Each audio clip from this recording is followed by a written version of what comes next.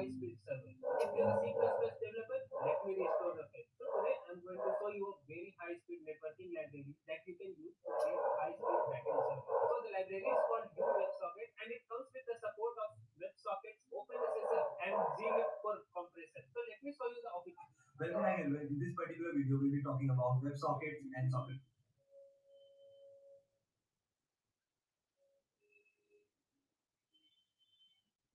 Sockets are inherently insecure, and this is because they transmit raw data unless explicitly encrypted. Secure communication over sockets is usually achieved via Transport Layer Security, or TLS. TLS wraps an existing socket connection and ensures that all data sent over it is encrypted and authenticated. In Python, for example, the SSL module provides functionality to wrap a plain socket in TLS. And this is very important for applications transmitting sensitive information like passwords, financial transactions, private user data, etc. Any raw or misconfigured sockets that do not use TLS can become targets for man-in-the-middle attacks or packet sniffing. But how often are sockets actually used in distributed systems and microservices? Well, as you may have guessed, in these modern software architectures, especially in microservices and distributed systems, socket-based communication is absolutely everywhere.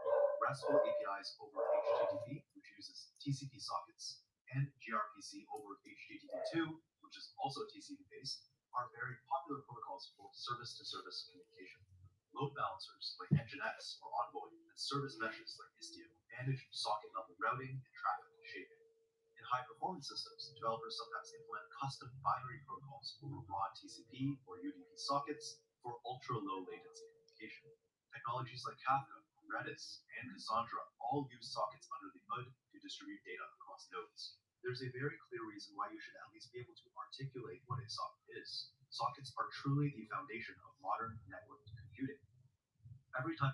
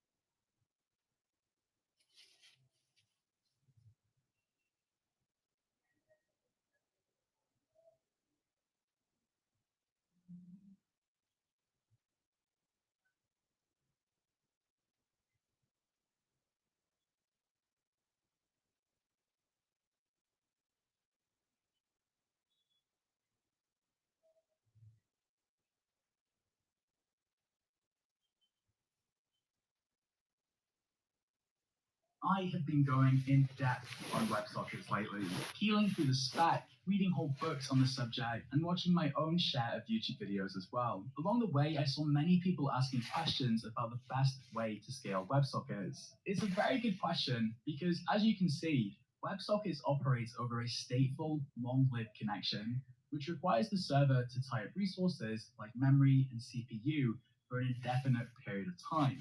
This is in contrast to a stateless protocol like HTTP, where the connections are short-lived and therefore less taxing on the server in the short term and easier to scale in the long term.